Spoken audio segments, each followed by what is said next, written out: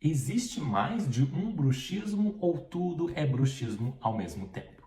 Na verdade, hoje existem várias subdivisões e vários tipos de bruxismo, sim. A gente tem um bruxismo do sono, por exemplo, a gente tem um bruxismo em vigília, quando a pessoa está acordada, que são condições com diagnósticos diferentes e tratamentos diferentes e apresentam até mesmo uma fisiopatologia diferente desses casos. E é por isso que a gente não pode generalizar e dizer que tudo é bruxismo, tudo é dor. Não, na verdade a gente precisa compreender as minúcias de cada condição.